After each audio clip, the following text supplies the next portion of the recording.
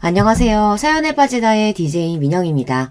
오늘도 두 가지 사연 준비되어 있으니 끝까지 함께 해주시고요. 그럼 오늘의 사연도 바로 만나볼게요.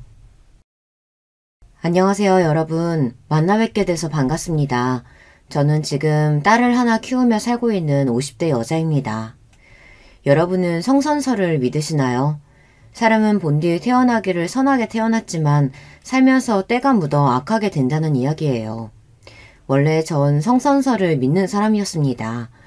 요즘 뉴스나 언론에 보도되는 어두운 사회 소식들, 범죄 소식들을 접하면 성선설이 말이 되냐고 하실 수도 있지만 그래도 주변에 계신 가족과 이웃분들은 참 좋은 분들이잖아요. 그래서 전 성선설에 힘을 실어주고 싶었습니다. 하지만 10년 전에 일어난 경악할 만한 일을 당한 뒤로 저는 더 이상 성선설을 믿지 않습니다. 사람은 악하기 때문에 꾸준히 교화되고 교육되어야 하는 존재라고 생각하고 있어요. 10년 전 저에게 어떤 일이 벌어졌는지 궁금하시죠? 그럼 지금부터 제 이야기를 시작해보겠습니다. 제가 남편과 처음 만났던 때는 2000년대 어느 날로 그날은 핑크빛 설레임이 아닌 인생 최고로 무서웠던 날로 기억하고 있습니다. 당시 제가 다니던 회사는 수원 권선동에 있었는데요. 그날 수원 인계동에서 회식을 하고 밤 11시 무렵 집에 귀가하기 위해 택시를 잡으려고 대로에 서 있었습니다. 한 택시가 제 앞에 와서 섰는데 그 택시 안에 타니까 택시 기사님 말고도 뒷좌석에 한 남자가 타고 있었어요. 아, 저는 손님이 계신 줄 몰랐네요. 다른 택시 탈게요. 하고 내리려고 했습니다. 아니에요. 뒷자리 남자는 제 친구니까 손님 가시는 곳까지 편하게 모셔다 드릴게요. 어서 타세요. 뭔가 느낌이 소름 돋는 듯해서 저는 그냥 내리려고 했지만 뒷좌석 남자의 손이 제 팔목을 덥석 잡는 게 아니겠어요. 아가씨, 그냥 타고 있으면 된다고. 모자 아래로 위협적인 눈빛을 읽고 저는 본능적으로 느꼈죠. 아, 이건 납치구나. 바로 내려야 한다. 저는 그 남자의 손을 뿌리치고 차 문을 열고 나가려고 했지만 뒷좌석의 남자는 제 옷을 붙잡고 놓아주지 않았습니다. 그렇기 때문에 전 택시 문이 열린 채로 버둥거려야 했습니다. 살려주세요! 살려주세요! 저는 필사적으로 도망치려고 했고 다행히 지나가던 어떤 남자분 둘이 와서 그 택시에서 저를 꺼내주었어요. 그리고 택시에 타고 있던 남자들은 A씨 하고는 문을 닫고 황급히 출발해버렸습니다. 아가씨 괜찮아요? 택시에서 무슨 일을 당한 거예요? 전 너무 무섭고 놀란 마음에 길거리에 주저앉아 울고만 있었습니다. 그때 다른 남자 한 분이 제 등을 토닥거리면서 제가 진정되기를 기다려 주었어요. 제가 택시 탔을 때 기사님 말고도 뒷좌석에 남자 한 분이 절 억지로 태워가려고 했어요. 아무래도 납치당할 뻔했던 것 같아요. 겨우 진정해서 상황을 설명하자 남자 한 분이 그 택시의 번호판을 외웠다며 인근 파출소에 신고해야 한다고 했습니다. 전 아직도 무섭고 어떻게 해야 할지 모르겠어요. 지금은 그냥 집에 가고 싶어요. 제가 같이 동행해 드릴게요. 파출소에 신고하고 집까지 모셔다 드릴 테니까 걱정하지 마세요. 아, 저 이런 사람입니다. 제가 무서움에 덜덜 떨며 경계하는 눈빛을 보여서인지 남자분은 자기 명함을 보여주었습니다. 우리는 여기랑 가까운 저쪽 저 회사 다니고 있어요. 전 신원 확실한 사람이니까 걱정하지 마세요. 그 남자분과 함께 인계동 인근 파출소에 가서 제가 당했던 일을 신고했습니다. 그리고 저와 같이 가준 남자분, 그분의 이름은 한병수였는데 병수씨가 저보다 더 적극적으로 당시의 상황을 경찰에게 설명해 주었어요. 택시 번호판까지 알려주었죠. 요즘 여기 인근에 실종 사건이 많다면서요. 이거 보통 일 아닙니다. 적극적으로 수사해 주셔야 돼요. 이 여성분도 납치 사건 당할 뻔했다고요. 하지만 왜인지 경찰들은 원래 인계동은 유흥가라서 자잘한 사건 사고가 많이 발생한다면서 납치가 아니라 그냥 택시를 같이 타자고 권한 것일 수도 있다 등등 미적지근한 반응이었습니다. 전 그런 경찰의 반응에 실망했고 그저 집에 가서 놀란 마음을 진정시키고만 싶었어요. 이런 식으로 나오면 내가 내일 다시 올 겁니다. 어떻게 수사하는지 계속 지켜볼 거예요. 어차피 나 회사도 이 근방에 있는 국제상사예요. 그럼 내일 다시 봅시다. 병수씨는 저보다 더 열을 내며 경찰들에게 강력하게 항의했고 일단 오늘은 가자면서 저를 우리 집까지 데려다 주었습니다. 저 오늘은 정말 감사했습니다. 병수 씨 아니었으면 저 무슨 일을 당했을지 상상도 못하겠어요. 저 아까 파출소에서 신고할 때 이름 들었어요. 연수 씨 오늘 정말 놀랐죠? 초면인 사이지만 왠지 연서 씨를 지켜주고 싶은 마음이 들어서 이렇게 오지랖을 떨게 되었네요.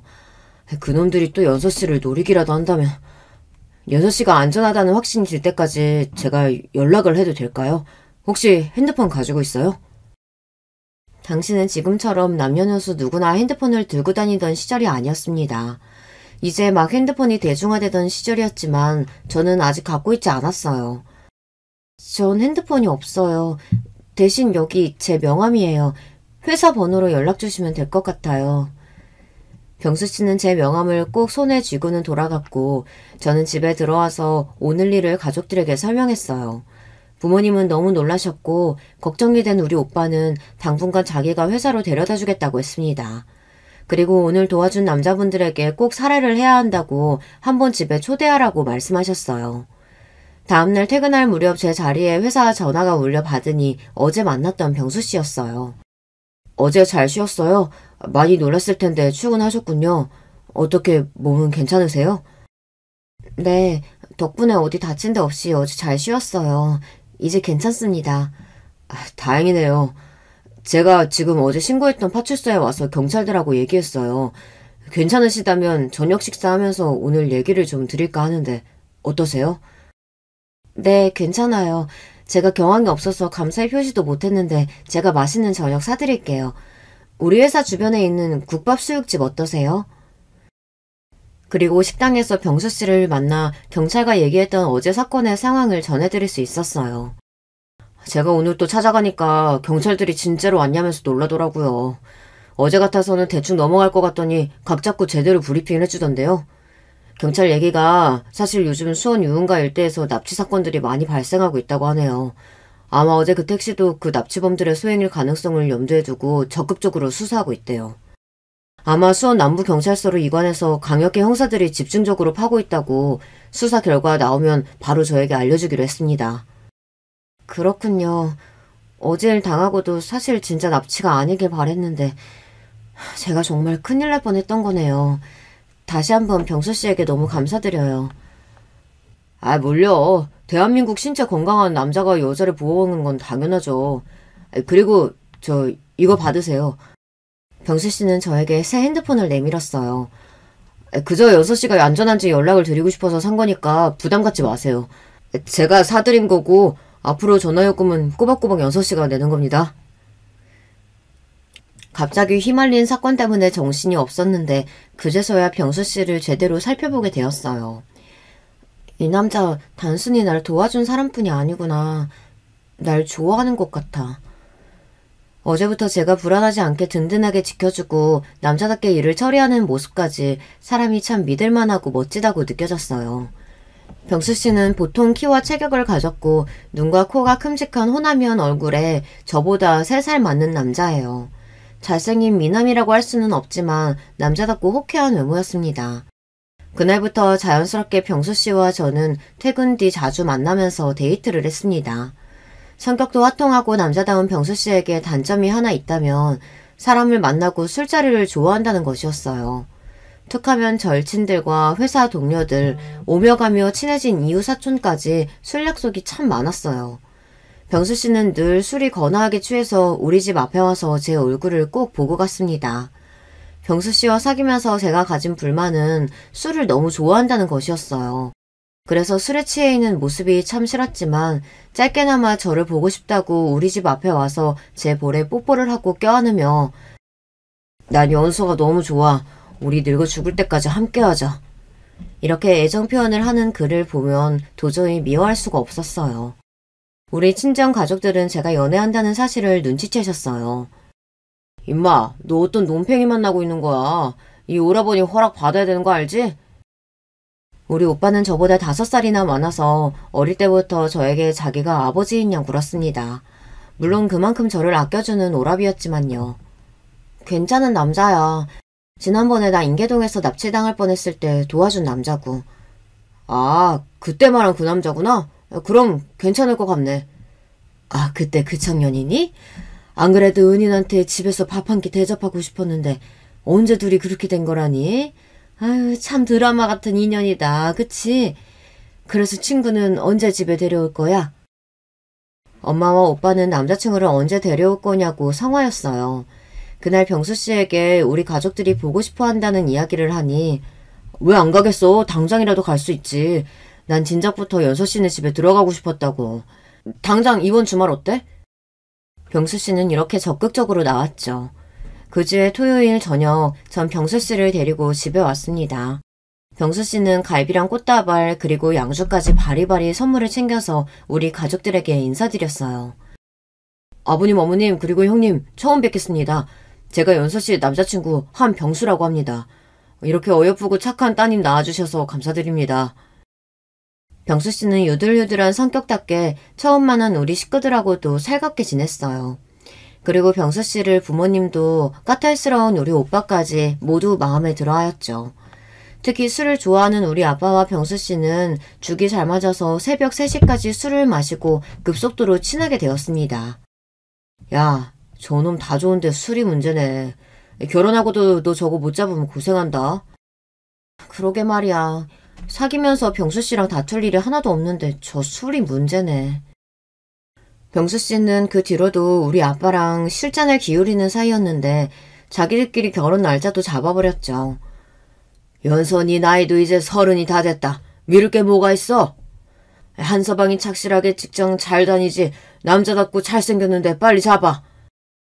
두 남자가 적극적으로 추진한 결과 우리는 2001년 2월에 결혼을 하게 되었어요. 우리 부부는 행복한 신혼 시절을 보냈습니다. 병수 씨의 본가는 거제도에 있었고 시부모님은 건강하게 별탈 없이 그곳에서 생업에 종사하시면서 지내셨어요.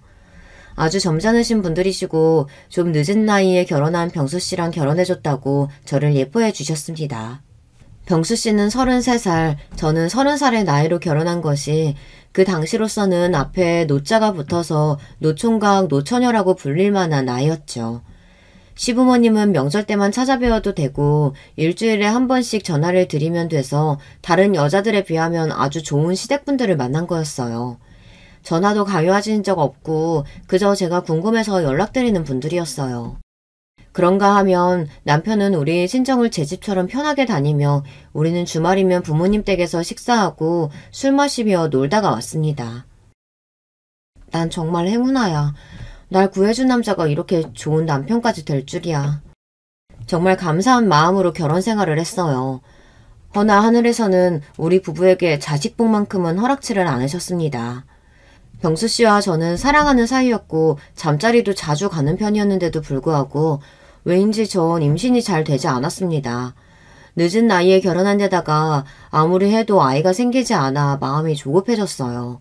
그 당시만 해도 지금처럼 시험관 시술이나 난임 치료가 활발할 때가 아니었고 이제 막 시작할 대로 기술이 좋지 못했습니다. 아마 불임 부부에게 나라에서 시험관 아기 시술을 지원해주는 복지도 2006년에서야 시작된 걸로 기억해요. 친정엄마 손에 이끌려서 난임 치료로 유명하다는 한의원에 가서 탕약을 지어먹고 주기적으로 침을 맞아보았어요. 주변에서는 이런 저에게 여러 가지 민간요법을 알려주었어요. 쑥이 여자 자궁에 좋다더라. 쑥차를 마시고 자욕도 해라. 피하지방 아랫배에 살이 너무 많으면 임신이 잘 안 된다고 해서 그리 많지도 않은 뱃살을 빼려고 다이어트를 하는 등 지금 이 이야기를 듣는 요즘 분들은 황당하시죠. 하지만 당시 저는 지푸라기라도 잡는 심정으로 좋은 것은 다 해보았습니다. 그러다가 남편의 회사에서 보내주는 휴가가 있어서 제주도에 3박 4일 동안 여행을 하게 되었어요. 그런데 뜻밖에도 여행 기간 중에 그토록 바라던 착상이 된 것이에요. 무려 3년 반 만에 찾아온 임신 소식에 우리 부부는 물론이고 친정, 시댁, 양가 집안 모두 감격하셨어요. 그래서 누구에게나 자식 새끼는 중한 법이지만 우리 딸아이는 저에게 남다를 정도로 소중한 존재입니다. 그렇게 어렵게 가진 아이는 정말 제 눈에 넣어도 아프지 않을 만큼 저에게 소중한 보물과 같았어요. 십자수 뜨개질은 물론 늘 클래식 음악을 집에 틀어놓고 생활하는 등 태교에 힘썼습니다. 건강하게 아이를 출산하기 위해서 매일 1시간씩 인근 학교 운동장을 걸었고 물도 깨끗하게 정수되거나 남편이 인근 약수터에서 떠온 물만 먹었어요. TV에서 폭력적이거나 나쁜 장면이 나올까봐 늘 EBS 교육방송만 틀어놓고 봤었죠. 저만큼 태교에 열심인 사람을 주변에서 본 적이 없었어요. 오죽하면 친정엄마도 저보고 유난 떤다고 하셨죠.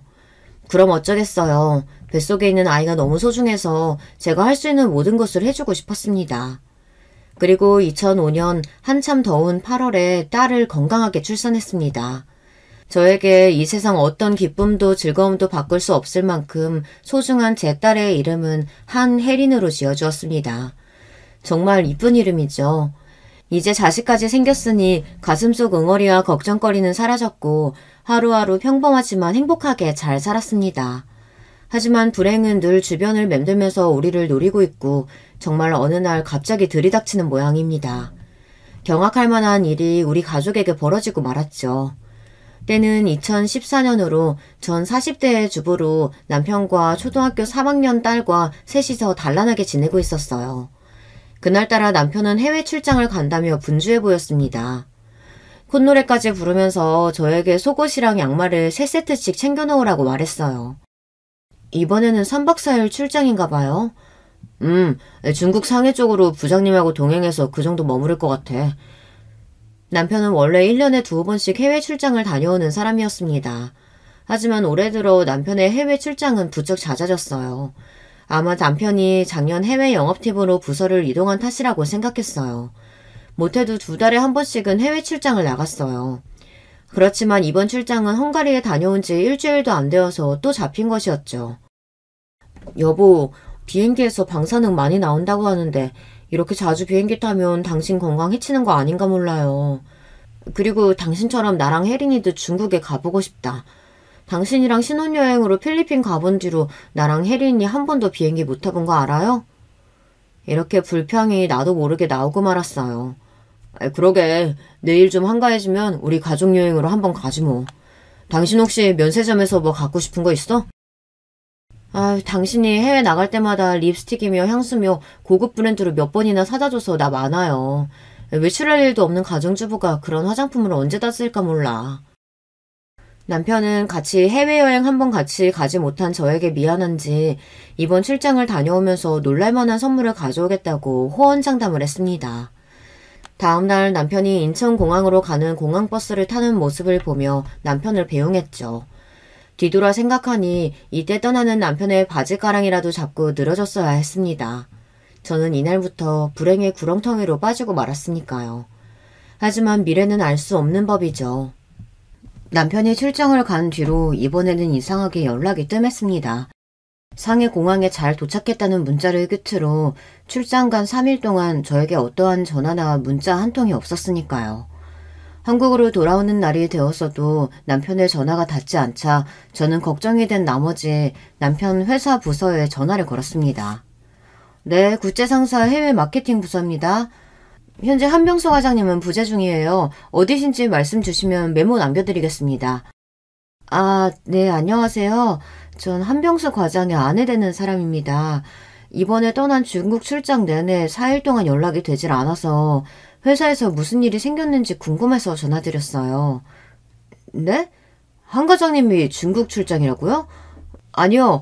한 과장님은 개인적인 사정으로 4일 동안 연차 쓰셨습니다. 그리고 오늘 출근하셨어야 하는데 아직 안 돌아오셔서 연락드렸는데 전화를 받지 않으시네요. 혹시 아내분께서 어떻게 된 일인지 아실까요? 뭐라고요? 남편이 회사 출장을 간 게 아니에요? 전화를 끊고 나서 전 어리둥절했습니다. 그러니까 남편은 회사 출장을 간 것이 아니었던 거예요. 그럼 인천공항을 간다던 남자는 어디를 간 건지 진짜 해외에 나가기는 한 걸까?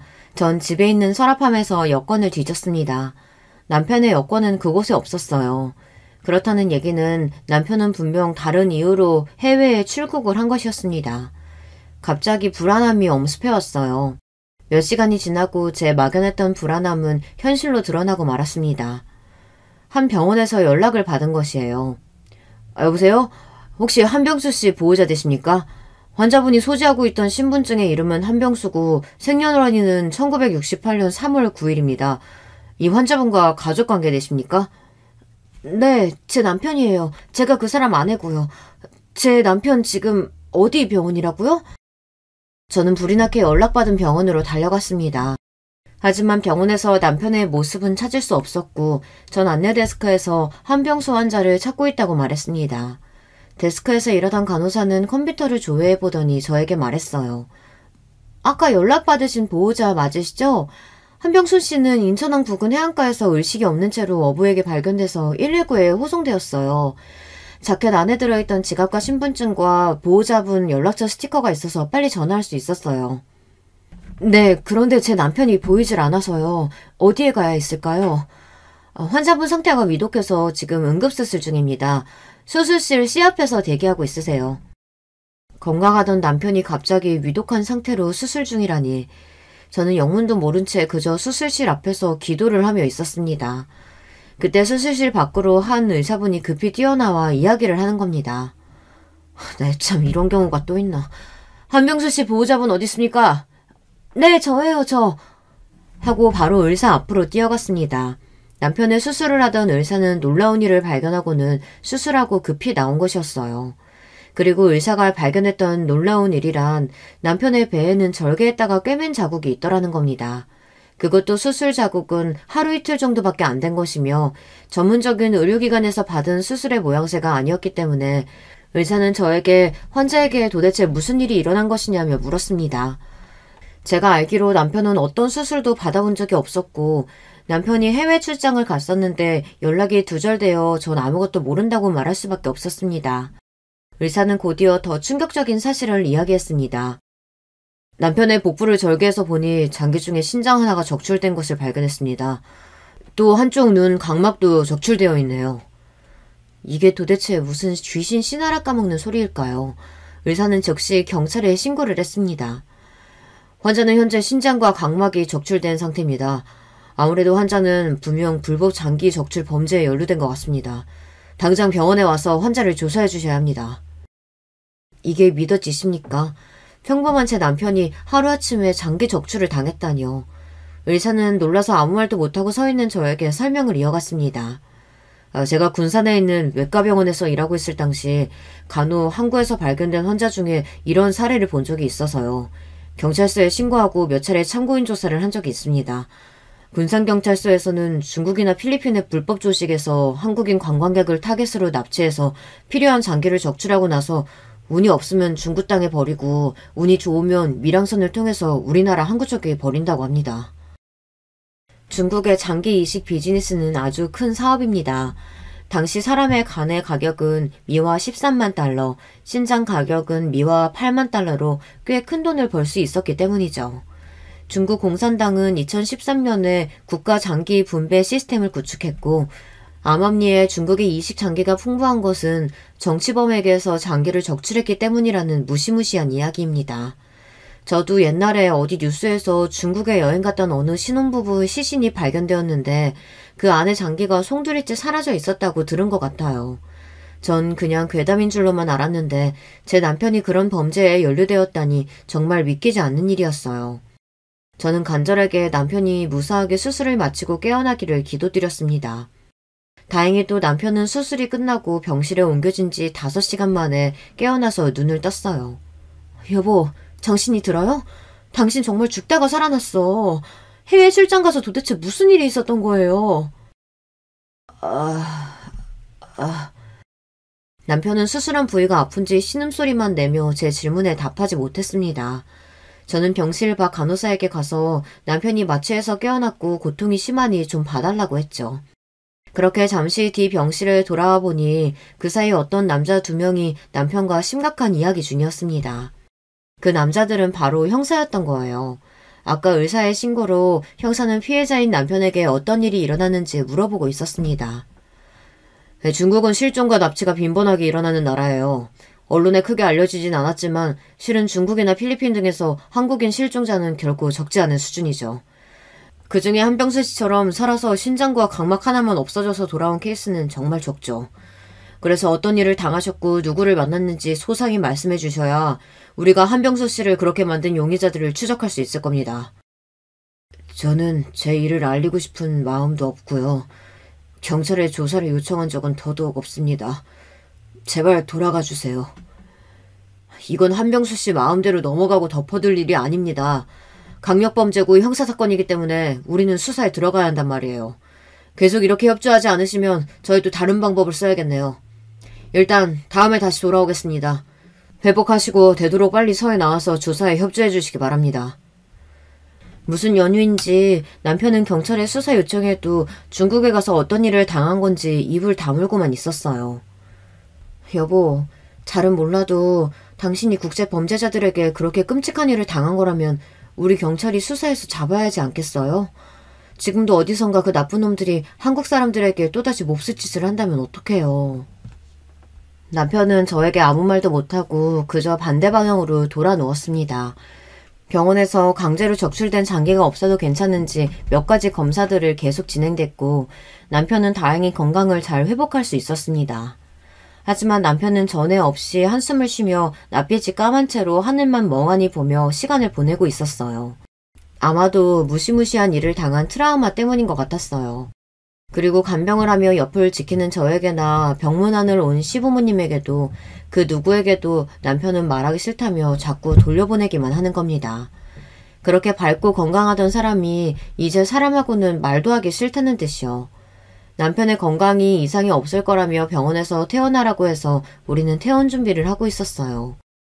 그러고 있는데 일전에 남편에게 찾아왔던 형사 중 한 분이 다시 찾아오셨어요. 참고인으로 범죄조사 소환 통보 드렸으나 거절하시니 이렇게 정식으로 출석 요구서를 갖고 왔습니다. 퇴원하시는 길에 우리 서해 가셔서 몇 가지 사실관계 확인하고 한병수 씨 진술을 받아야 합니다. 하는 수 없다는 듯이 남편은 형사와 함께 경찰서로 향했습니다. 저도 따라가려고 했지만 형사는 안 된다고 했고 남편도 저에게 절대 따라오지 말라며 굳은 표정으로 떠났습니다. 전 혼자서 남편의 병원 짐을 챙겨 집으로 돌아왔어요. 성치 않은 몸으로 경찰서에 혼자 간 남편이 너무 걱정되어서 가만히 쉬지도 못하고 청소를 하고 빨래를 하며 시간을 보냈는데요. 그러고 남편은 4시간 만에 집으로 돌아왔습니다. 몸에 힘이 하나도 없는지 휘청거리면서 들어와서 소파에 털썩 앉아서 얼굴을 두 손에 파묻고 있었습니다. 여보, 성치 않은 몸으로 경찰서까지 가서 고생 많았어요. 조사는 잘 끝났어요? 그런데 이제 나에게도 모든 사실을 이야기하지 않아요? 당신 출장 간 날부터 오늘까지 당신한테 무슨 일 벌어진 건지 아무것도 모른 채로 입 닫고 있었지만 이제는 알아야겠어요. 한참을 고민하던 남편은 괴로운 얼굴을 하고서 저에게 그동안의 일을 털어놓았습니다. 그 충격적인 진실을 알게 된 뒤부터 현재까지 저는 성악설을 믿고 있습니다. 사람이란 두꺼운 납작쥐로 어떤 짓이든 벌일 수 있음을 그때 알게 되었으니까요. 남편은 약 7개월 전 강남의 한 룸사롱에서 접대 회식을 하며 술판을 벌이고 놀다 한 마담을 만나게 되었습니다. 이름은 박서윤으로 그 술집의 마담인데 빵빵한 가슴과 잘록한 허리 그리고 남자를 녹여내는 화술을 가진 30대 초반의 여자라고 합니다. 그 마담을 처음 본 날부터 남편은 박마담에게 마음을 빼앗겼다고 합니다. 그 뒤로 술자리는 무조건 그 룸사롱으로 잡아서 박마담과 놀았고 급기야 얼마 지나지 않아서 호텔을 잡고 유부남으로서는 해서는 안 되는 짓까지 해버린 거죠. 잠자리를 가진 뒤 남편은 더욱 그 마담에게 홀려버렸고 정말 제정신이 아니었다고 합니다. 하지만 마담은 이런저런 핑계를 대며 남편이 원하는 만큼 만나주지 않았다고 해요. 아마 마담이 같이 놀던 재력가 남자들과 달리 남편은 평범한 회사의 과장일 뿐이니까요. 그래도 남편은 포기하지 않고 그 마담에게 잘해주고 자신의 마음을 계속 어필했다고 합니다. 그때 마담은 남편에게 한 가지 제안을 했다고 합니다. 자기가 해외 출장을 가야 하는데 동행해줄 수 있느냐고요. 이미 제정신이 아닌 남편은 단숨에 박마담의 제안을 승낙했고 그 이후 남편은 회사의 출장을 핑계로 둘러대며 마담과 해외여행을 3차례나 다닌 것입니다. 하지만 좀 의아한 여행이 아닐 수 없었습니다. 중국에는 북경이나 상해처럼 유명하고 발전된 관광지 도시가 좀 많나요. 이상하게도 마담과 남편이 간 지역은 랴오닝성과 같이 낙후된 지역을 방문했다는 겁니다. 그리고 낮 시간에는 남편과 관광을 하거나 호텔에서 그 짓을 벌이면서 놀다가 저녁 6시만 되면 호텔 현지의 어떤 중국 남자가 박마담을 데리러 왔고 마담은 그자와 나가면서 볼일을 좀 보고 오겠다고 외출을 했다는 겁니다. 그리고 밤 12시는 다 돼서야 호텔로 돌아오고요. 그동안 밤마당과 다닌 여행은 1박 3일 또는 2박 3일로 타이트했는데 이번 여행은 3박 4일로 여유있고 오붓하게 다녀오자고 박마담은 남편을 꼬셨습니다. 그리고 그 마지막 여행에서 남편은 장기가 적출되어 부둣가에 버려진 결말을 내고 말았죠. 남편은 그때를 생각하면 참을 수 없다는 듯이 짐승처럼 울었습니다. 그날 상해 공강에 내려서 당신한테 문자하고서 박마담과 호텔로 가는 차 안이었어. 박마담이 건넨 음료수를 마시고 정신을 잃었는데 깨어나 보니 어딘지 모르는 곳에서 나는 알몸으로 손발이 묶인 채 수술대 위에 있었어. 그때 말소리가 다 들리는데 난 너무 무서워서 잠에서 깨지 않은 척하고 듣고만 있었지.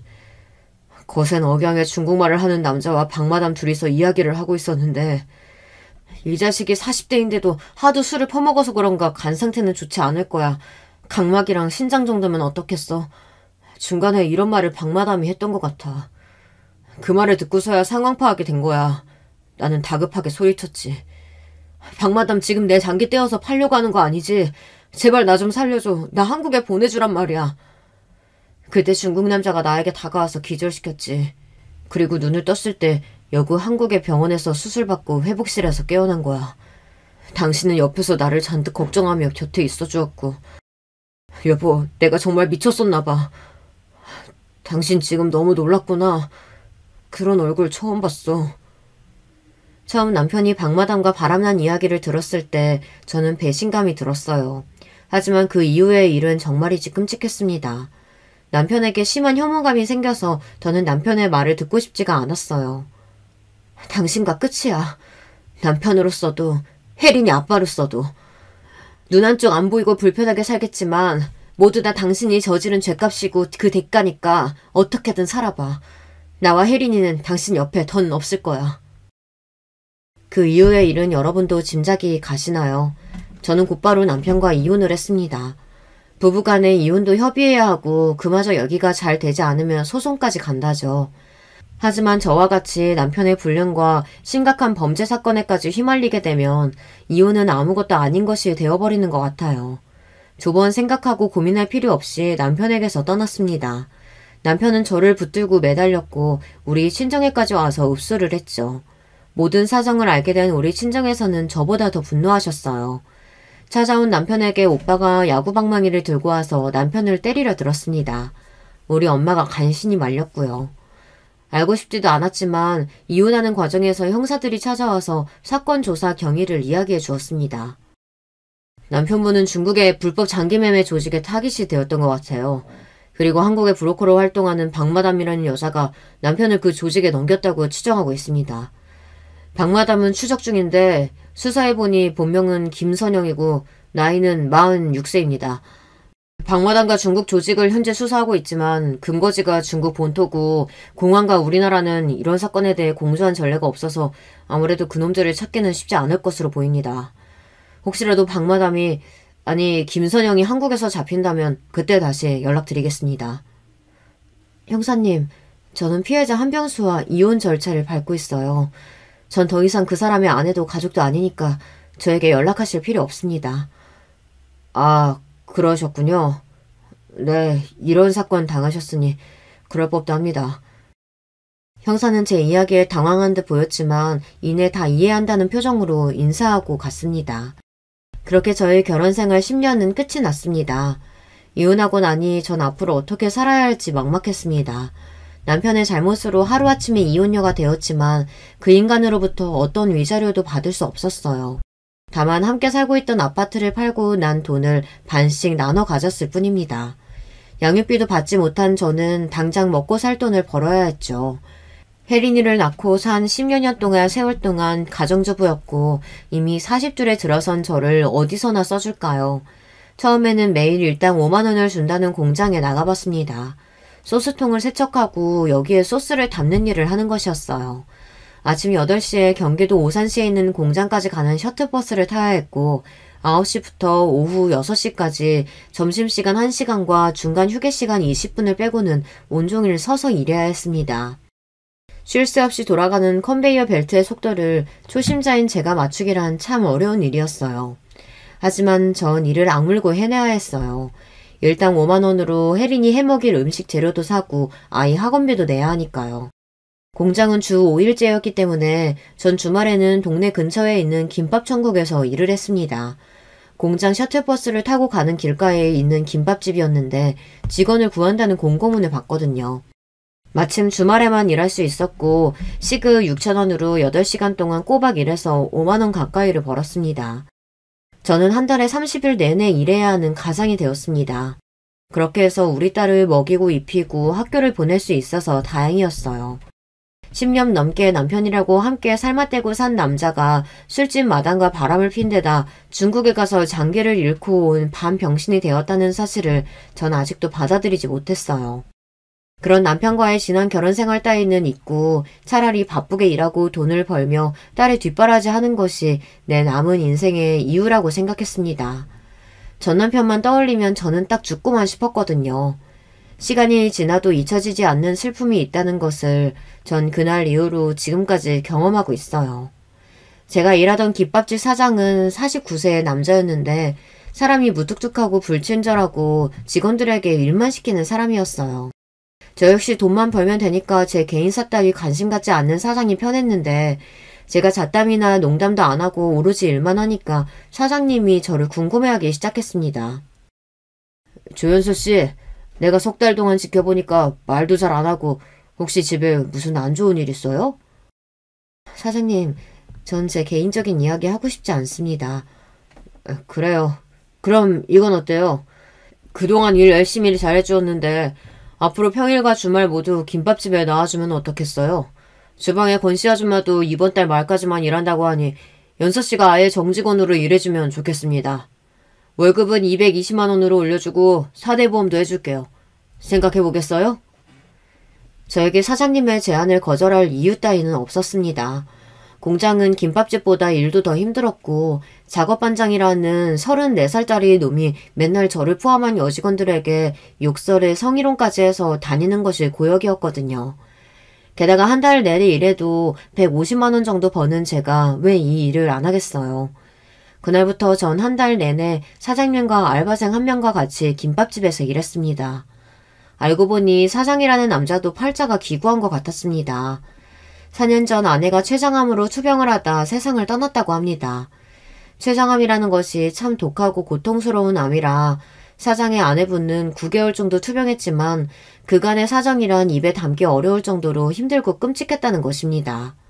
사장에게도 딸이 하나 있는데 지금 고3이라서 한참 입시를 준비하느라 바빠서 김밥집을 마치고 집에 가도 아무도 없다는 말을 했습니다. 하루는 사장님이 저에게 시간이 되면 옆에 있는 삼겹살집에서 야식이나 먹자고 했어요. 저는 조용히 삼겹살을 굽고 있었고 사장은 소주를 시켜 말없이 여러 잔을 혼자 들이켰습니다. 윤서씨도 같이 한잔 하실래요? 전 집에서 기다리고 있는 딸애가 있어서 술을 마시지 않아요. 아, 딸이 있다고 했죠? 몇 살이나 됐어요? 11살이에요. 아직 초등학생이죠. 석 달 동안 조연서씨 옆에서 지켜보니 내가 딱 4년 전 모습이 그랬어요. 아내 잃고 딸 하나 키워낼 생각 말고는 내가 살면서 할 수 있는 건 없었어요. 내가 밥은 어떻게 먹는지 사람과 아무 말도 하고 싶지 않고 웃음도 잃은 채로 한동안 살았던 것 같아요. 그래서 연서씨 보면서 아, 이 여자에게도 뭔가 깊은 세연이 있겠구나 했죠. 원래 나는 직원이나 알바생들한테 관심을 안 갖는 사람이니까 불쾌하게 생각하지 마요. 그저 조연서 씨에게서 과거의 내가 보였을 뿐이니까. 이상하게도 그렇게 무뚝뚝하게 말하는 사장님의 말이 위로가 되었습니다. 제 사연처럼 시궁창은 아니었겠지만 자기 상처를 드러내 보이는 것이 어디 쉬울까요? 사장님이 저에게 연민을 느끼고 자기 이야기를 들려주는 것만으로도 숨이 쉬어지는 기분이었어요. 처음엔 실수가 많았던 김밥집에서 이제는 일도 손에 있고 안정적으로 월급과 의료보험도 받으며 살다 보니 전 남편의 기억이 조금씩 희미해지기 시작했어요. 점차 김밥집에서 사장님과 알바생과 한마디씩 의미 없는 대화도 주고받게 되고 친밀감도 느끼게 되었습니다. 같이 일하는 알바생은 22살의 여자 대학생인데 참 순수하고 착한 아이였어요. 아줌마, 처음 왔을 때는 얼굴이 너무 어둡고 우울해서 말 걸기 어려웠는데 요즘은 아줌마가 편해 보여서 좋아요. 사장님도 티는 안 냈지만 아줌마 은근히 걱정하고 챙기시더라고요. 주방에서 일하던 권 CMO도 내보내고 아줌마 직원으로 채용하시고요. 정말이야? 사장님은 권씨 아줌마가 그만둔다고. 그건 아줌마가 알면 부담스러울까 봐서 둘러대신 거겠죠. 월급도 꽤 많이 챙겨주셨죠? 전에 아줌마 딸 초등학생 여자애가 왔었잖아요. 사장님이 그때 아줌마 혼자 딸 키우고 어렵게 사는 걸 눈치채신 것 같아요. 그리고 제가 보기에는 사장님이 아줌마 좋아하는 것 같은데요? 한참 어린 학생이 어른들 놀리는 거 아니야. 내 인생에 남자는 없어. 넌덜머리가 난다고 아주. 무서운 표정으로 단호하게 말하는 저에게 놀란 알바는 입을 꾹 다물고 다른 곳으로 갔습니다. 그때 사장님은 테이블에 앉아서 골머리를 썩는다는 듯 말했습니다. 정산이 왜 이렇게 안 되냐. 이달 비용이랑 수입 전표가 합계가 영 안 맞네. 괜찮으시면 제가 도와드릴까요? 원래 아이 낳기 전까지는 회사 재무팀에서 회계 관리를 했거든요. 제가 회계 처리한 내용을 엑셀로 만들어서 일목요연하게 정리해 보여주니 사장님 얼굴이 환해졌습니다. 정말 고맙네요. 이런 전문적인 일까지 할 수 있는 사람인 줄 몰랐는데 다시 봤어요. 그럼 앞으로 마감 시간에는 식당님 말고 나랑 같이 정산 좀 도와줄 수 있겠어요? 결혼 전에 했던 업무가 소상공인인 사장님에게는 꽤 도움이 되었던 것 같아요. 어느 순간 저와 사장님은 단순한 사장과 직원과의 관계를 넘어서 동업자같이 보이기도 했어요. 저는 가게의 대출이나 인건비, 고정비 등의 재무 상황에 대한 조언도 했고 사장은 전문적인 도움을 받으니까 훨씬 가게 경영이 좋아졌다며 고마워했습니다. 그렇게 김밥집에서 일하면서 저는 점차 웃는 날이 많아졌습니다. 사장님과 저는 날로 가까워지고 함께 대화하고 일하는 순간순간이 행복하게 느껴지기 시작했어요. 그토록 각박한 제 팔자에도 한 줄기 빛이 드는 모양입니다.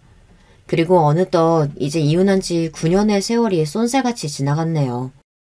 여러분, 저에게도 자랑할 만한 일이 처음으로 생긴 것 같아요. 고생해서 키워낸 내 딸이 그 어렵다는 충남대 의대에 합격한 거예요. 흔한 과외나 비싼 학원도 보내주지 않았는데 딸 혼자서 힘으로 공부한 결실입니다. 혜린아, 엄마 이제 월급도 괜찮아.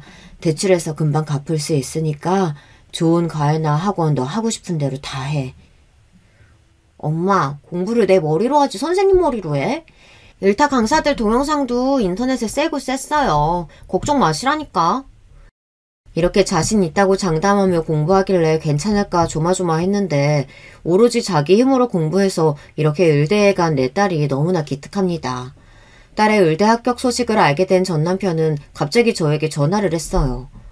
우리 혜린이가 의대에 붙었다니 진짜 우리 딸 대단하다. 다 당신이 잘 뒷바라지 한 덕분이겠지. 고생 많이 하고 있다고 들었어. 나도 회사 퇴직한 뒤로 눈 한쪽이 불편하니까 괜찮은 직장 잡기가 어려워서 가게 하나 하면서 먹고 살만은 해. 이제 시간도 지났으니까 우리 가족끼리 같이 살자. 난 지금 충분히 행복하게 잘 살고 있어. 아무리 시간이 지나도 절대 씻을 수 없는 죄가 있고 잊혀지지 않는 기억이라는 게 있어. 당신 질척거리면서 우리 인생에 끼어들려고 하지 마. 전 매정하게 전 남편의 전화를 끊어버렸어요. 혜린이에게는 남편이 혈육이니 인연을 끊으라고 제가 강요할 수는 없죠. 아마 의대 합격했다는 소식을 아빠에게도 한 모양인데 그렇다고 해서 그걸 비밀로 저에게 다가오는 전 남편을 참을 수 없었습니다. 전 지금의 생활이 충분해 만족하고 이 평화를 깨고 싶지 않으니까요. 우리 딸은 의대에 입학하면서 기숙사에서 생활하고 있습니다. 이를 계기로 저는 사장과 동거하고 있습니다. 여러분에게 갑작스러울 수 있지만 사장과 저는 남녀로 가까워지고 의지하는 사이가 되었어요. 사장은 지난 겨울 우리 딸의 의대 합격 축하 파티를 열어주었습니다. 그리고 사장은 딸에게 이야기했어요. 오늘 혜린이 축하하는 자리기도 하고 이 아저씨가 폭탄 선언 하나 해도 될까? 네, 하세요. 사장은 저에게 얼굴을 돌리고 조금 긴장하면서 이야기를 하기 시작했죠. 나 곧 있으면 환갑이에요. 내 딸은 성인이 된 이후 독립하겠다고 나가 산 지도 벌써 7년이요. 혼자 불 꺼진 집에 들어가기가 너무 싫어서 당신 있는 가게에서 최대한 버티다가 집에 가는 거 이제 눈치챌 때도 됐지 않나?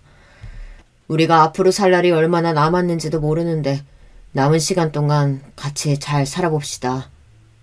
사장님은 이렇게 청혼처럼 고백했어요.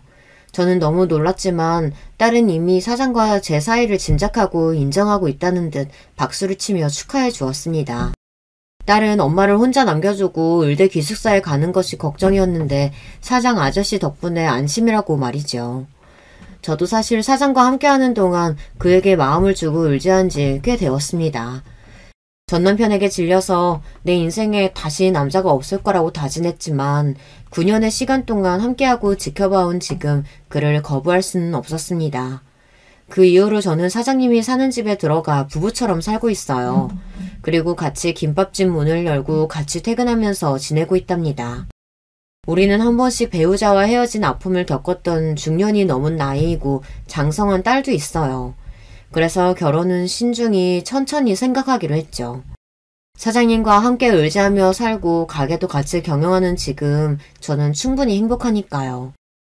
제 사연이 채택되어 이 유튜브에 성우님 목소리로 방송을 타게 된다면 저 당당하게 자랑 좀 해보게요.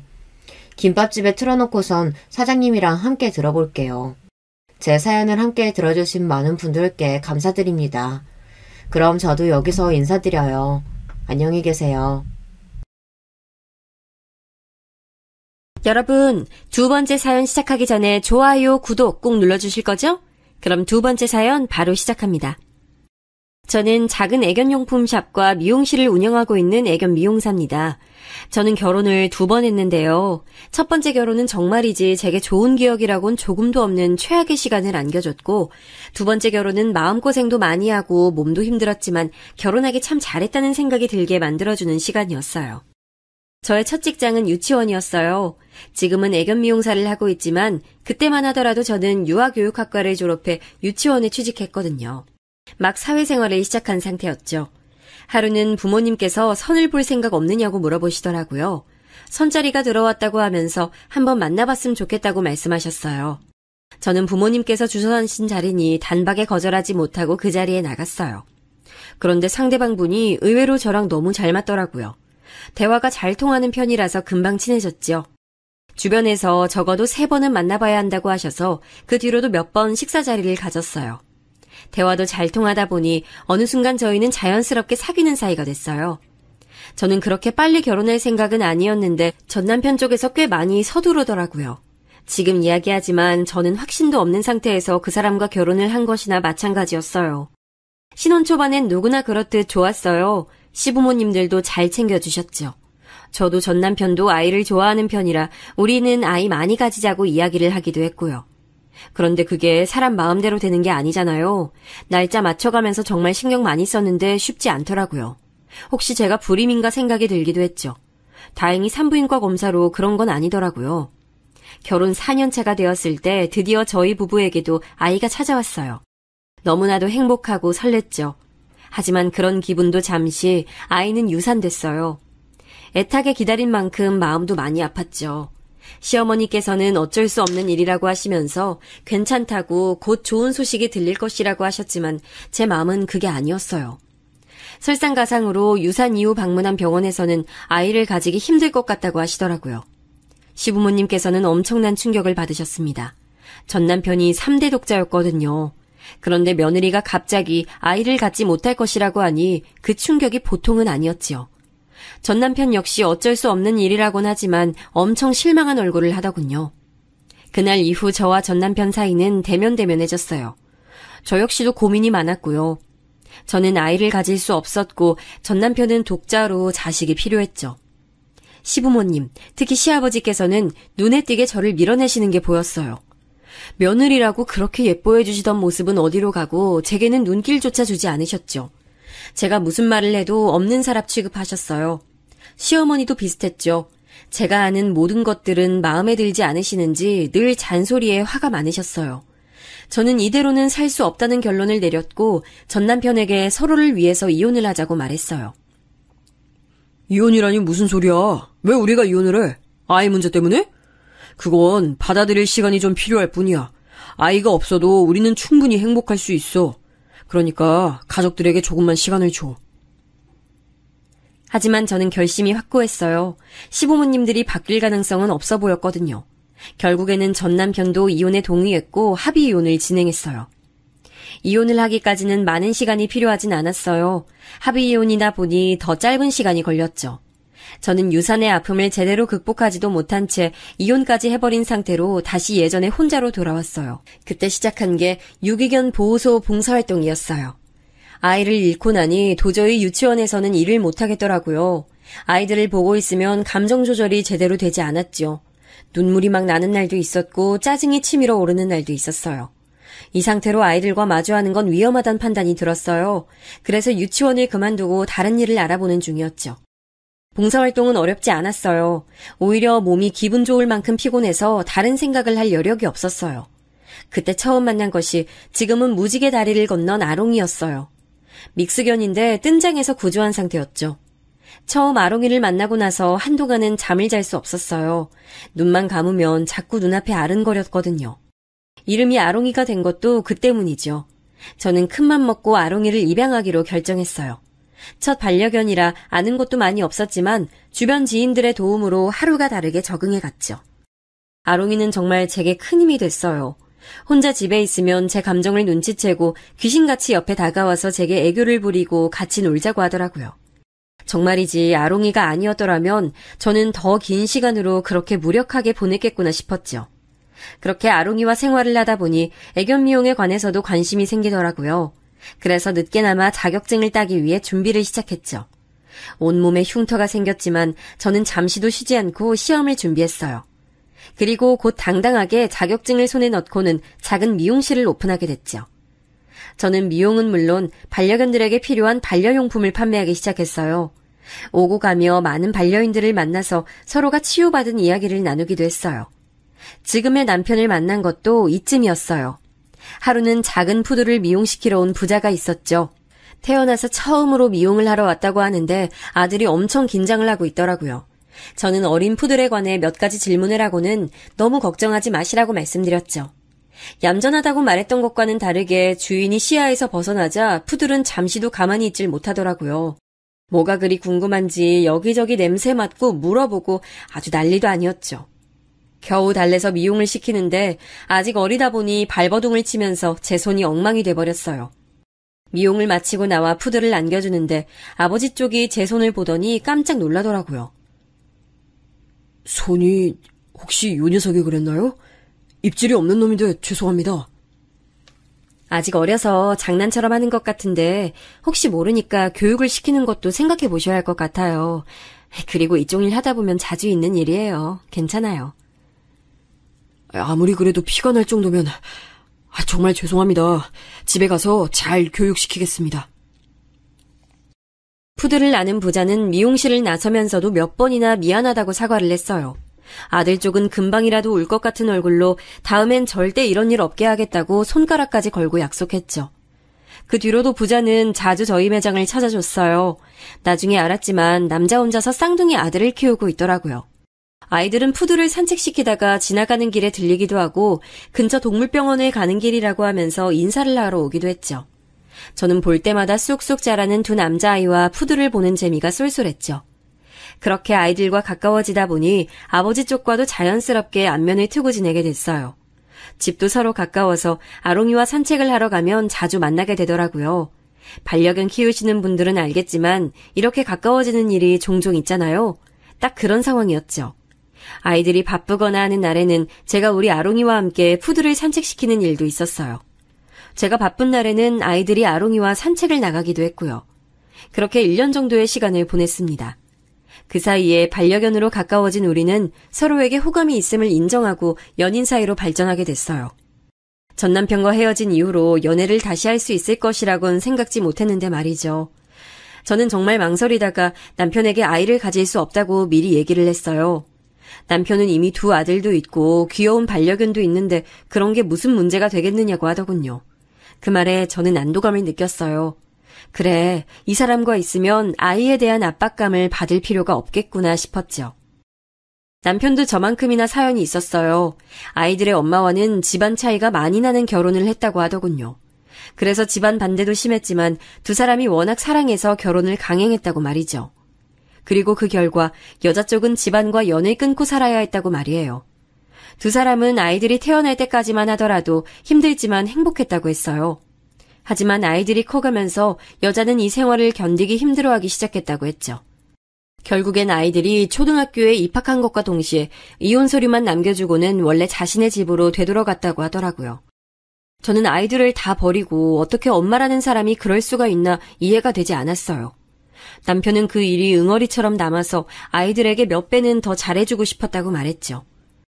아이들도 우리 사이를 눈치챌 때쯤 남편은 재혼을 생각해 본 적이 있냐고 물었어요.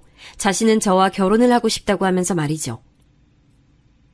난 아직 준비가 안 됐어요.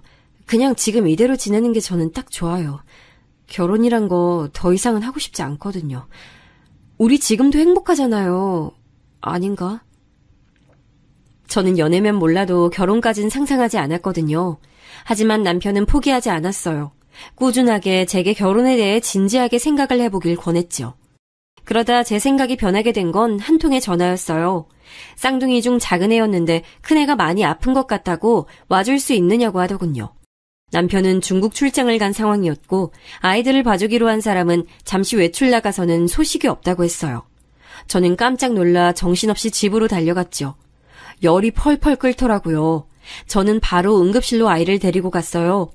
다행스럽게 열이 높을 뿐 큰 문제는 아니라고 하셨죠. 저는 응급실 의자에서 뜬 눈으로 밤을 보냈습니다. 작은 애는 피곤한지 꾸벅꾸벅 졸다가 제 다리를 베고 잠들었죠. 미처 닦지 못한 눈물 자국이 남은 아이의 얼굴을 보고 있노라니 이 아이들의 엄마가 될 수 있을까라는 생각이 들었어요. 남편과 만나면서 늘 외면했던 문제였는데 이렇게 생각이 나다니 스스로도 어이가 없었죠. 중국에서 돌아온 남편은 그날의 일에 불같이 화를 내더군요.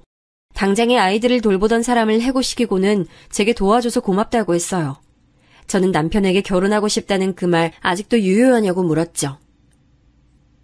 그때는 몰랐는데 지금은 확실하게 알 것 같아요. 난 당신도 좋지만 당신만큼 아이들도 소중해요. 그 아이들과 함께 있고 싶어요. 남편은 제 대답에 뛸 듯이 기뻐하며 아이들도 분명 좋아할 것이라고 했어요. 저는 부디 그렇게 되길 바랐죠. 하지만 사춘기를 코앞에 둔 남자아이들은 쉽게 마음을 열지 않았어요. 저를 좋아하긴 하지만 엄마라고 생각해 본 적은 없던 모양인지 눈에 띄게 어색해하는 게 보였죠. 거기다 남편은 아이들의 교육에 관해선 일절 간섭하지 않겠다고 하더군요. 자신은 아무런 참견도 하지 않겠다고요. 저는 혼자서 무슨 수로 사춘기 아이들을 가르칠 수 있느냐고 도와달라고 했지만 남편은 입만 꼭 다물고 있었죠. 저는 배신감이 들었어요. 행복한 가족이 될 수 있을 것 같다고 말한 사람은 도대체 어디로 가고 이렇게 나몰라라 할 수 있는지 너무 속상했죠. 하지만 제게 그렇게 여유를 부릴 시간이 없었어요. 겨우 발품을 팔아 아이들에게 맞는 학원을 찾아보내기 시작했어요. 고작 학원 하나 찾는 일인데도 제게는 심장이 터져나갈 만큼 어려웠어요. 중학생이 된 두 아이들은 더 심하게 사춘기를 타기 시작했어요. 방문을 닫고 들어가서는 전혀 나오질 않았죠. 귀에 항상 이어폰을 끼고 있으면서 제 말은 들리지 않는 사람처럼 행동하더군요. 심지어는 연락도 없이 늦는 날도 많았어요. 지금 시간이 몇 시인데 이제 들어와. 집에서 사람 기다리고 있다는 생각은 안 해? 지금 어디 갔다 오는 거야? 무슨 상관이세요? 남이서 어디를 갔던 뭐라던 무슨 상관이시냐고요? 너 지금 말버릇이 그게 뭐야? 남이사? 남 맞잖아요. 무슨 자격으로 우리한테 소리를 지르고 그래요? 아빠랑 같이 산다고 뭐라도 되는 것처럼 굴지 마세요. 귀찮으니까. 저는 순간 너무 놀라서 아무 말도 할 수 없었어요. 자격을 운운하는데 내가 지금 무슨 짓을 하고 있는지 혼란스럽기도 했고요. 하지만 남편이 그러더라고요. 아이들 먹이고 입히고 가르치는데 더 이상의 무슨 자격이 필요하냐고 말이죠. 그 말에 저는 용기를 얻어서 아이들과 진심으로 부딪히기 시작했어요. 쉬운 일은 아무것도 없었죠. 제가 아무리 가까이 다가가고 싶어도 아이들은 곁을 주지 않았어요. 큰애는 아예 입을 다물고 있었고 작은 애는 툭하면 화를 내면서 진짜 엄마도 아니면서 흉내내지 말란 말을 막 했죠.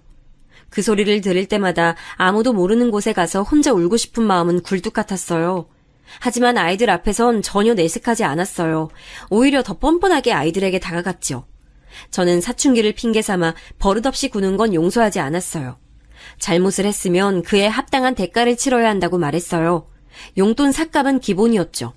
당연히 반발감은 심했죠. 심지어는 제 지갑에 손을 대기도 했고요. 저는 그럴 때마다 용돈을 압수하거나 아이들이 아끼는 걸 하나씩 빼앗곤 진심으로 잘못을 뉘우칠 때까지 돌려주지 않았어요. 아이들이 어떻게 생각하든 상관없이요. 어느 날 이혼 서류만 던지고 나갔던 아이들의 친모가 우리 앞에 나타났어요. 머리부터 발끝까지 명품을 잔뜩 걸친 여자는 다짜고짜 아이들을 만나게 해달라고 했죠. 남편은 불같이 화를 내면서 절대 반대를 외쳤어요. 저 역시도 그렇게 하고 싶었고요. 하지만 어린 시절 아이들은 어떻게 생각할지 모르잖아요. 겉으로 표현한 적은 없지만 혹시나 엄마를 그리워한 건 아닐까 그런 생각이 들었죠. 저는 흥분한 남편을 다독이며 아이들에게 의견을 물어보자고 했어요. 아이들도 처음엔 난감한 표정을 지었어요. 갑자기 나타난 엄마가 자신들을 보고 싶어 한다는데 당황하지 않을 아이들이 어디 있겠어요. 그럼에도 두 아이들은 친모를 만나고 싶다고 하더군요. 속은 상했지만 저는 친모를 향한 마음 때문에 저에게 더 벽을 세우고 밀어내지 않길 바랄 뿐이었습니다. 친모와 만나고 들어온 날 아이들의 얼굴은 그 어느 때보다도 밝아 보였어요. 남편은 못마땅한 얼굴로 재밌는 시간을 보냈냐고 물었어요. 진짜 그런 경험 처음이었어요. 아빠 그거 알아요? 백화점 VIP는 매장을 돌아다닐 필요도 없다는 거. 가만히 있는데 사람들이 우르르 들어와서는 마음에 드는 거 보라고 우리 앞에서 패션쇼도 하던데요? 그게 뭐가 신기해? 난 아직 들어오지도 않은 게임기 그거 주면서 해보라고 하는 게 더 재밌었는데? 주방에서 신난 아이들의 목소리를 듣고 있던 저는 불안한 마음이 들었어요. 혹시나 엄마하고 살겠다고 하면 어떻게 하나 그 생각만으로 머리가 터질 것 같았죠. 남편은 아이들이 좋아하는 모습을 보니 차마 다른 말도 못하고 그냥 듣고만 있었어요. 저는 조용히 곁에 앉아서 사과를 깎기 시작했죠. 근데 엄마가 자기랑 살지 않겠냐고 물어보던데? 갑작스러운 작은애의 말에 깜짝 놀란 저는 순간 칼을 놓치고 말았어요. 깊게 베인 건 아니지만 금방 손에서 피가 흘렀죠. 남편과 아이들의 깜짝 놀란 얼굴로 저를 쳐다보더군요. 저는 괜찮다고 말하며 과일을 챙겨 주방으로 도망쳤어요. 손은 하나도 아프지 않았어요. 오히려 우려하던 일이 벌어졌다는 사실에 마음이 답답했죠. 자꾸만 눈가가 화끈거렸어요. 그날 이후로 친모는 자주 아이들을 찾아왔어요. 학교에서 기다리다가 애들을 데려가고는 딸랑 문자 하나만 보내더군요. 저는 아무것도 할 수가 없었어요. 마음 같아서는 아이들을 휘두르지 말라고 하고 싶었지만 다녀올 때마다 행복해하는 아이들의 얼굴을 보면서 속으로 참아야만 했죠. 아이들이 무슨 생각을 하고 있는지 알 수 없다는 점이 제게는 더 불안하게 다가왔어요. 그렇게 아슬아슬한 관계가 이어지는 것도 한 달이 됐나 갑자기 친모에게서 만나자는 연락이 왔어요. 아이들이 어떤 환경에서 살고 있는지 보고 싶다면서 집으로 오겠다고 하는 걸 저는 밖에서 만나자고 했죠. 아이들한테 들었는지 모르겠지만 앞으로 내가 데리고 살려고요. 아이들도 그렇게 하겠다고 하고. 거기다 난 충분히 아이들한테 그쪽보단 완벽한 환경 제공할 능력도 있거든요. 사실 쥐꼬리만한 월급으로 애들한테 뭘 해줄 수 있겠어요. 그 문제라면 애들 아빠하고 이야기하세요. 저 불러서 하실 말씀은 아닌 것 같아요. 그 사람이랑 무슨 대화를 한다고. 그리고 막말로 그쪽도 내가 애들 데려가면 좋은 거 아니야? 어차피 남의 자식인데 신경만 잔뜩 쓰이고 스트레스 받지. 그러니까 나한테 줘요, 애들. 저는 마치 애들을 물건처럼 대하는 친모의 말투에 화가 났어요. 애들 키우면서 스트레스 받는 것은 부모라면 다 겪는 일인데 그게 계모라서 힘들고 친모라서 괜찮은 것은 아니라는 생각이 들었어요. 저는 아이들이 원하지 않는 일은 절대 할 생각이 없다고 말하면서 자리를 박차고 나와버렸죠. 집에 들어온 저는 막 씻고 나온 아이들과 마주쳤어요. 저는 흥분을 가라앉히려고 애쓰면서 아이들에게 물었죠. 너희도 엄마랑 살고 싶어? 아빠랑 나랑 말고 엄마랑 살고 싶어? 아이들은 무슨 소리를 하느냐는 듯이 저를 바라보더니 엄마를 만났냐고 묻더군요. 저는 다시 한번 아이들에게 물었어요. 우리가 엄마한테 갔으면 좋겠다고 생각하시잖아요. 저희만 없으면 아빠랑 두 분이서 좋은 거 아니에요? 어떻게 그런 말을 해? 내가 너희를 보내고 싶어 한다고? 아니에요? 그렇잖아요. 남의 자식 키우면서 사는 게 뭐 좋은 일이라고. 저는 누군가에게 머리를 세게 맞은 기분이 들었어요. 그동안 아이들에게 최선을 다했다고 생각했는데 아이들의 입에서 남의 자식이란 말이 나올 것이라곤 상상도 못했거든요. 저는 그날 밤 잠을 잘 수 없었어요. 다음날 친모를 만나러 간 아이들이 늦은 시간이 되도록 돌아오지 않았어요. 늦어도 9시면 들어왔는데 11시가 넘도록 소식이 없었죠. 저는 몇 번이고 전화기를 들었다 놨다를 반복하면서 현관 주변을 맴돌았어요. 12시가 돼서야 비밀번호를 누르는 소리와 함께 아이들이 들어왔어요. 저는 안도의 한숨을 내쉬면서 잘 다녀왔냐고 물었죠. 그런데 아이들 반응이 너무 이상했어요. 굳은 얼굴이 마치 화가 난 것처럼 보이기도 했어요. 아이들은 아무런 대답도 없이 그대로 방으로 들어갔죠. 그렇게 늦게 들어온 이후 아이들은 친모를 만나러 가지 않았어요. 무슨 일이 있느냐고 물었지만 역시나 대답은 없었죠. 남편이 야근으로 늦는다고 해서 오랜만에 새 식구가 저녁을 먹게 됐어요. 식기가 부딪히는 소리를 제외하곤 조용했죠. 그런데 갑자기 큰애의 전화가 울리더군요. 큰애는 힐끔 보더니 바로 끊어버렸어요. 곧 작은애 전화도 울렸는데 이번엔 보지도 않고 그냥 꺼버리더군요. 직감적으로 친모의 연락이라는 걸 알 수 있었어요. 갑자기 왜 친모의 전화를 피하는지 저는 알 길이 없어 답답했죠. 식사를 마치고 설거지를 하는데 친모에게서 전화가 왔어요. 애들 지금 집에 있지? 당신이 애들한테 나랑 만나지 말라고 했어? 잔뜩 화가 난 그 여자는 영문을 알 수 없는 소리를 하며 소리를 지르더군요. 도둑년, 내 아들이야, 내 거라고! 근데 네가 뭔데 버티는 거야? 당장 내놔, 내 아들 달란 말이야! 친모는 입에 담기도 힘들 욕설을 퍼붓기 시작하는데 저도 참기가 어렵더군요.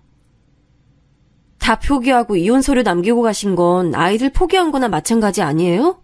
이제 와서 양육권이라뇨. 말이 되는 소리를 하세요.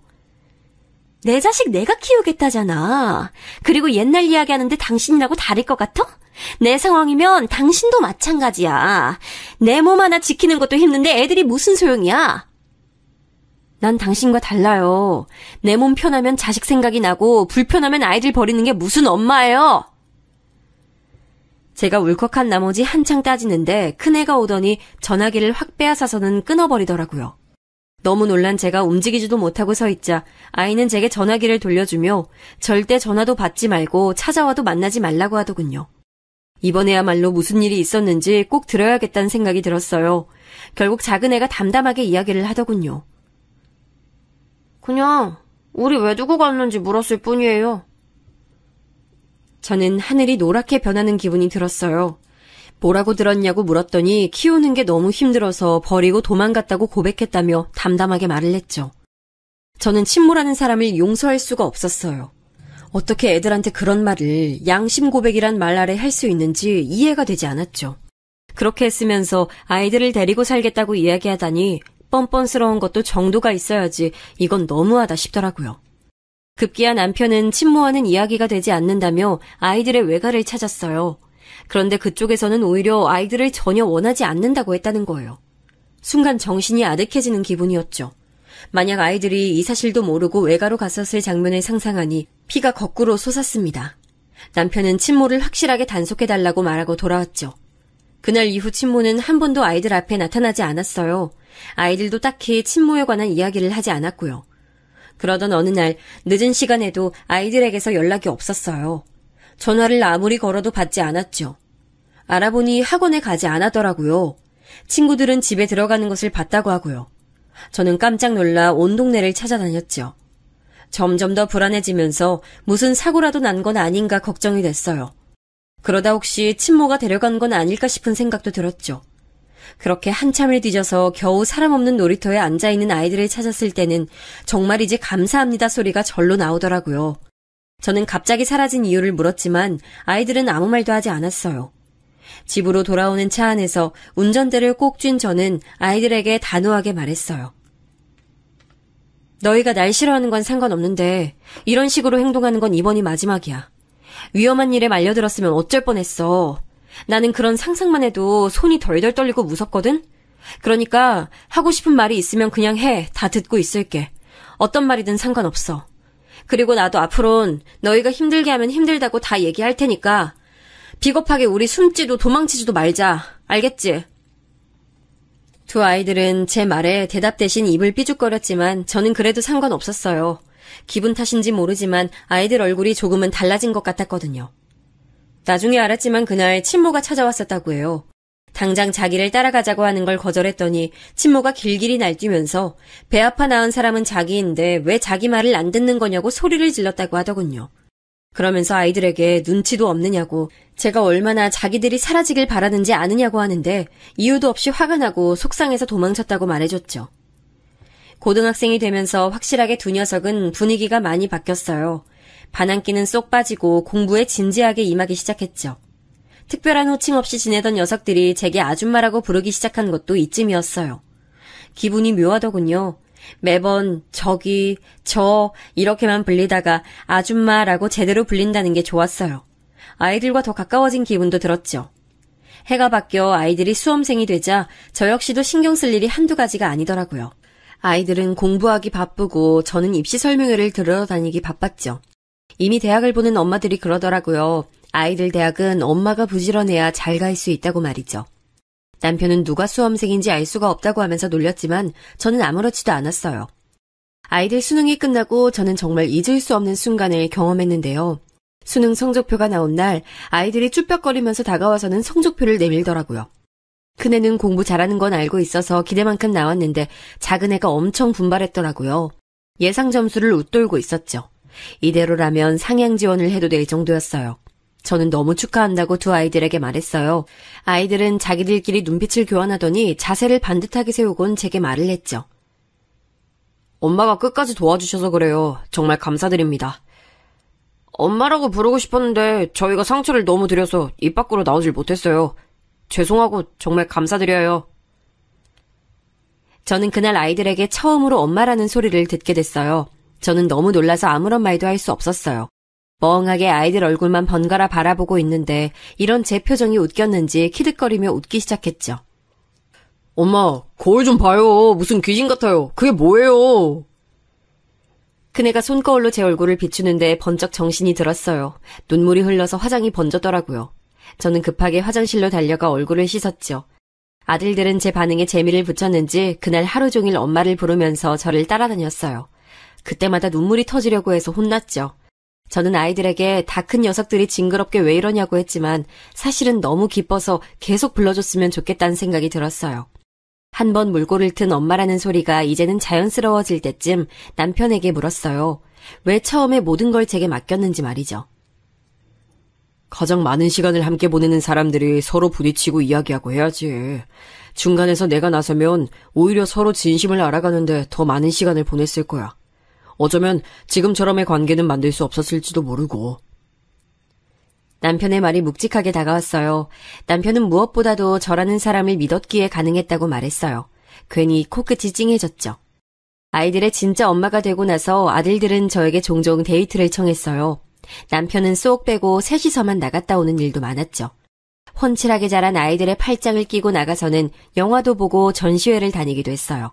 대화도 많아졌고요. 재미있게도 아이들은 제게 자신들의 연애도 숨기지 않고 말하더라고요.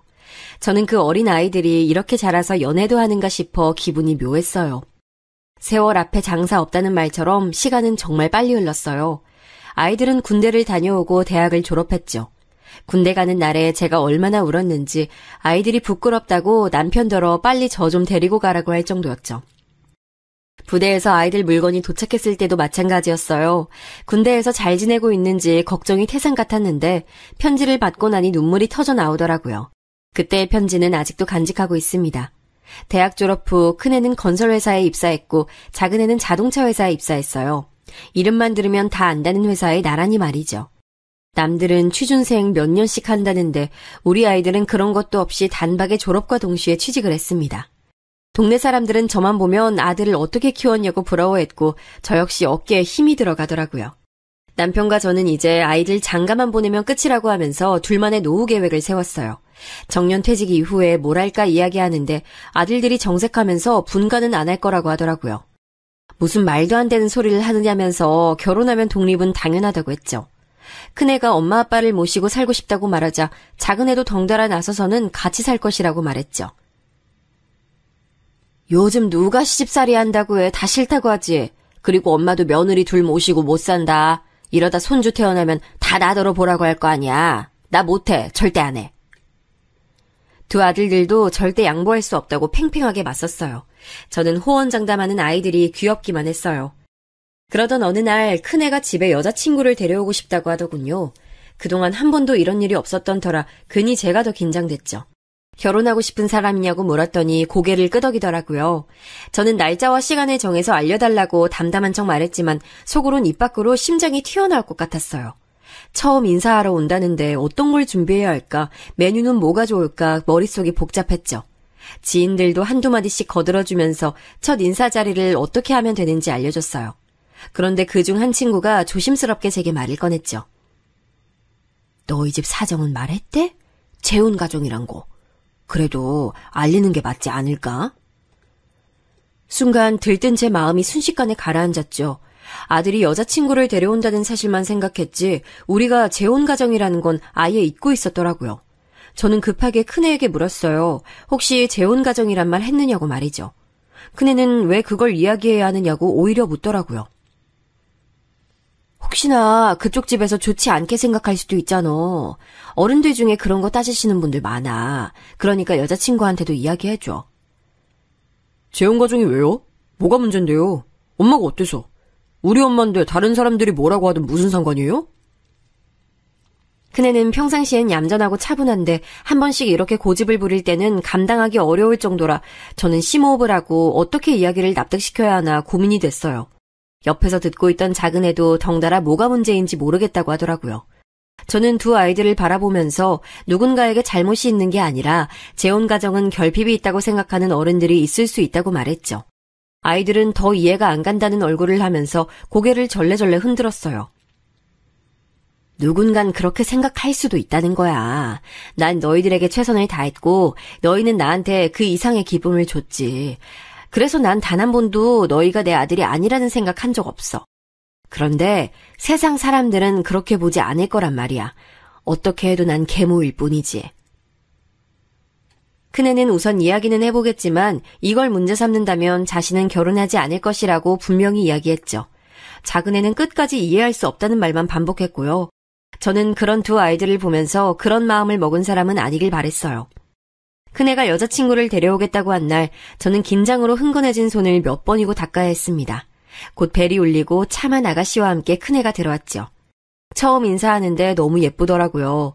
제가 차를 즐기신다고 들었다면서 수줍게 닭이 세트를 내밀면서 초대 감사하다고 말하는데 마음에 쏙 들었죠. 저는 잘 왔다고 선물 너무 고맙다고 말하곤 식사부터 권했어요.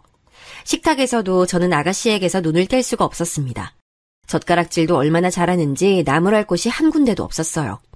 작은애는 손님 얼굴에 구멍 뚫리기 일보 직전이라고 하면서 그만 좀 쳐다보라고 핀잔을 줬죠. 저는 너무 예쁜 아가씨라서 저절로 시선이 갔다고 말했더니 부끄러워하면서도 감사하단 말을 빼놓지 않더라고요. 저는 일단 속으로 100점을 외쳤습니다. 큰애 여자친구를 마음에 들어한 건 저뿐만이 아니었어요. 남편도 조용하지만 강단 있어 보인다고 칭찬이었죠. 작은애는 밖에서 따로 본 적이 있는데 고집으로는 형을 이길 수 있는 사람이라고 말해줬어요. 저는 더 그 애가 마음에 들었죠. 여자친구를 데려다주고 온 큰애에게 저는 결혼은 언제 할 계획이냐고 물었어요. 큰애는 당장은 아니라고 하면서도 빨리 결혼하고 싶기는 하다고 말했죠. 저는 여자도 같은 생각이라면 상견례 날짜를 잡아서 인사부터 하자고 했어요. 큰애는 의논해보겠다고 했죠. 상견례 날짜는 의외로 빨리 다가왔어요. 긴장되는 마음으로 약속 장소로 향했죠. 아이들이 예약한 음식점은 조용하면서도 깔끔해 보였어요. 저희가 약속 시간보다 일찍 도착해서 자리를 잡고 앉았죠. 남편은 너무 긴장한 것 같다고 청심환이라도 하나 먹어야 될 것 같다며 걱정스럽게 저를 바라봤어요. 큰애도 얼굴색이 많이 창백하다고 걱정했죠. 저는 놀란 마음에 거울을 봤지만 별다른 점을 느낄 수 없었어요. 괜찮다고 말하면서 문 쪽을 자꾸 힐끔거렸어요. 약속 시간을 5분 정도 넘기고 나서야 문이 열리면서 사돈될 분들이 들어오셨죠. 바깥 사돈 자리에 앉으신 분은 정중하게 늦어서 죄송하다고 말씀하셨어요. 저희는 괜찮다고 하면서 서로 이야기를 주고받기 시작했어요. 안사돈 되실 분은 바깥 사돈과는 다르게 말도 빠르고 거침없이 이야기를 하신다는 느낌이었어요. 식사 시간 동안에는 별다른 말 없이 부드럽게 지나갔죠. 문제는 디저트를 먹는 상태에서 벌어졌어요.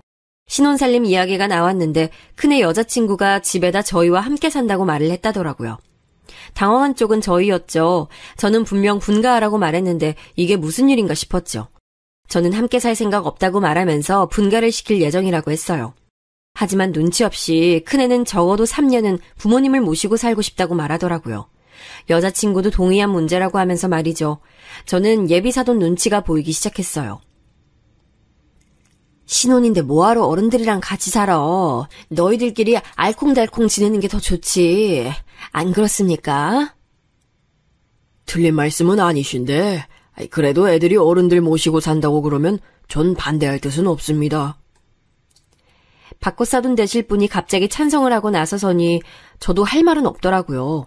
안 싸돈 되실 분은 웃으시면서 자신도 딱히 반대할 이유는 없다고 말했죠. 그리고는 제게 물어볼 것이 있다고 하더군요. 저는 편하게 말씀하시라고 했어요. 딸아이가 이야기하던데 재혼 가정이시라고요? 사돈께서 두 아들을 키우신 계모라고 하던데 그런가요? 큰애가 움찔하는 것이 바로 곁에서 느껴졌죠. 저는 식탁 아래로 아들의 손을 꼭 잡아주고는 솔직하게 말씀드렸어요. 그럼 더 다행이네요. 네? 계모라고 하시니 더 안심돼서요. 설마 계모시면서 시집살이 시키실 건 아니죠? 저는 말문이 턱하고 막혔어요. 남편도 자리가 불편한지 헛기침을 했죠. 큰애는 가만히 주먹을 쥐더니 이야기를 듣고 있었고요. 바깥사돈 되실 분이 가만히 있으라고 손짓을 했지만 안사돈 되실 분은 거침없이 말을 이어갔어요. 저희 애가 살림 사는 법도 잘 모르고 할 줄 아는 요리도 얼마 없거든요. 그런데 덜컥 어른들 모시고 살겠다고 하니 제가 얼마나 걱정이 되겠어요. 그런데 다행히 재혼가정이라고 하더라고요. 그 이야기 듣고 나니 안심도 되고 좋네요. 아들이라고 해도 계모인데 자기 배 아파서 낳은 자식이랑 어디 갔나요? 그럼 적당히 거리 두고 지낼 테고 당연히 며느리하고도 대면대면 하겠죠. 우리 애 힘들 것도 없이 딱이네요. 말씀이 지나치시네요. 저는 우리 아들들 키우면서 한 번도 제가 엄마가 아니란 생각한 적 없어요.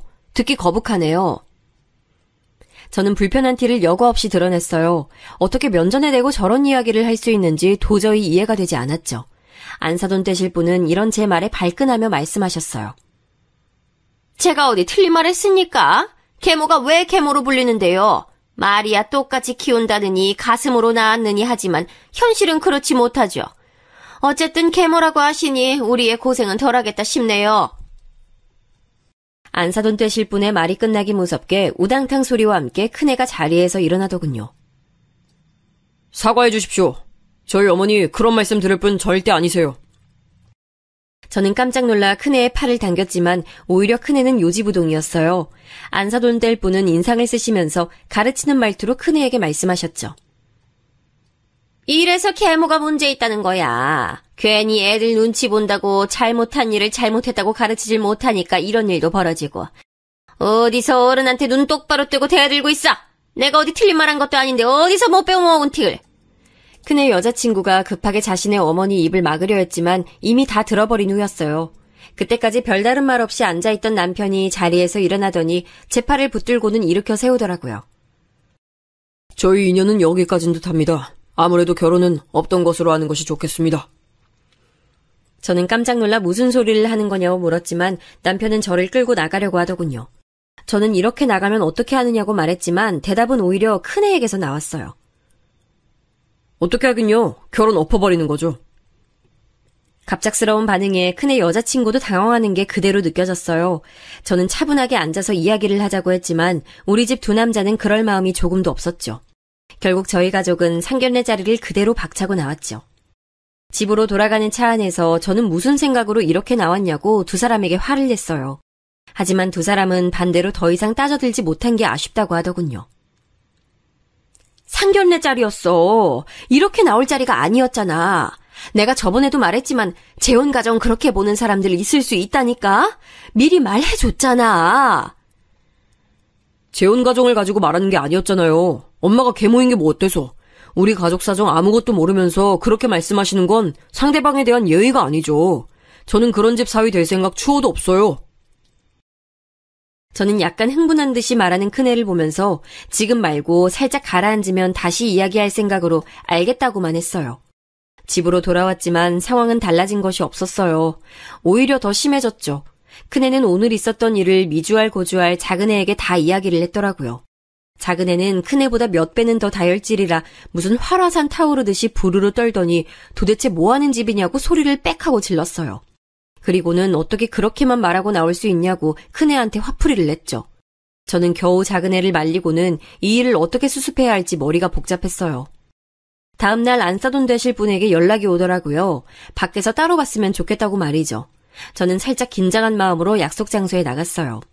안사돈 되실 분이 먼저 말을 꺼내더라고요. 어제 일은 심히 유감입니다. 좋은 자리라서 모였는데 그렇게 가실 줄은요. 온 얼굴에 섭섭하다고 가득 써붙이신 듯 보였어요. 딸애가 닭달에서 나오긴 했는데 솔직히 제가 뭘 잘못했는지 모르겠어요. 없는 말 지어낸 것도 아니고 계모더러 계모라고 하는 게 뭐가 어떻다고 그렇게 반응하시는 건지 정말 너무 실망이네요. 안사돈 되실 분은 사과를 하러 오신 건지 아니면 어제 못다한 비난을 하러 오신 건지 어느 쪽인지 감이 오질 않았어요. 저는 침착하게 보자고 하는 이유를 물었죠. 안사돈 되실 분은 답답한 얼굴을 하시고는 결혼 준비 때문이라고 하셨죠. 저는 어이가 없었어요. 저는 솔직히 사과를 하러 오셨을 것이라고 생각했어요. 적어도 어제 무례했던 사람은 저희 남편도 저희 아들도 아닌 그쪽이나요. 정말 어처구니가 없어서. 아니 잘못이라뇨? 없는 말 지어낸 것도 아닌데 뭐가 잘못이란 말씀이세요? 안사돈 그렇게 안 봤는데 혹시 계모에 자격지심 있으세요? 아유, 있다고 하셔도 뭐 어쩔 수 없긴 한데 그걸 저한테 하실 말씀은 아니죠. 저는 벌떡 자리에서 일어났어요. 더 듣고 있다가는 귀가 썩을 것 같았죠. 그냥 없던 일로 하세요. 우리 아들 아까워서 안 되겠어요. 이봐요. 남의 가정사에 알지도 못하면서 함부로 말하지 마세요. 지금 하는 손가락질 다 자기한테 돌아오게 되니까. 내가 이런 말까지는 안 하려고 했는데 당신 같은 사람한테서 어떻게 그렇게 고운 딸아이가 태어나는지 모르겠네요. 혹시 그쪽이야말로 계모인 거 아니에요? 등 뒤로 안사돈 될 사람이 펄쩍펄쩍 뛰는 것이 느껴졌지만 저는 모른 척하고 집으로 들어왔어요. 집엔 아무도 없었죠. 저는 화가 나서 눈물이 날 지경이었어요. 큰애는 그날 늦게 집에 들어왔어요. 술도 마신 것처럼 보였죠. 그런 모습을 보니 마음이 흔들리더라고요. 가서 사과를 해야 하는 건가 싶기도 했고요. 하지만 큰애는 저를 보자마자 반갑게 제게 매달리더니 깔끔하게 끝을 냈다고 말을 꺼냈어요. 그 사람 어머니 오늘 만나셨다면서요? 얘기 다 들었어요. 또 엄마한테 무례하게 굴고 말 함부로 하고 그랬다고. 그래서 엄마가 결혼 없던 일로 하자고 하셨다면서요? 저는 그렇다는 말은 못하고 애꿎은 입술만 뜯었어요. 엄마, 전 다 괜찮아요. 엄마한테 나쁜 말하는 사람들, 그런 사람들하고는 상종 못해. 안 해. 그러니까 저한테 미안하다고 생각하시면 안 돼요. 아셨죠? 저는 큰애의 등을 쓰다듬어주며 미안하다고 몇 번이고 중얼거렸어요. 다음날 큰애는 평소와 조금도 다를 바 없는 얼굴로 출근 준비를 하고 있었어요. 다른 가족들도 마찬가지였고요. 저는 마음이 불편했지만 내색하지 않으려고 했어요. 밤새 고민을 했지만 결국 저는 아들의 의견을 따르기로 마음먹었습니다. 여기서 제가 나서서 사과를 한다고 과연 이 결혼이 정상적으로 유지가 될 수 있겠는가 싶었죠. 그렇게 저희는 이 일을 잊고 있었습니다. 몇 년의 시간이 흐르고 사람마다 인연은 다 있는 모양인지 큰애도 작은애도 자기 짝을 만나 결혼했습니다. 착하고 부지런한 아이들이 며느리로 들어왔죠. 죽어도 한 집에서 살아야 한다는 아들 녀석들 때문에 저희 가족은 3층 빌라를 구입해서 살고 있어요. 각자 단독주택처럼 입구는 따로 있지만 서로 집에는 쉽게 오갈 수 있도록 만들었죠. 평소엔 각자 생활했지만 주말만큼은 가족끼리 모여서 밥을 먹기도 하고 단체로 캠핑을 가기도 했어요. 얼마 전에는 큰며느리에게 좋은 일도 찾아왔어요. 10개월만 지나면 제가 할머니가 된다고 알려줬죠. 가족들은 다 함께 기뻐하면서 부모가 되는 큰애 내애를 축하해줬죠. 지금도 저와 며느리들은 셋이서 종종 외출을 하는데요. 아들들이 자기들은 빼놓고 논다고 질투가 엄청납니다. 덕분에 많이 웃으면서 살고 있지요. 앞으로도 이대로만 지낼 수 있으면 좋겠다 싶네요.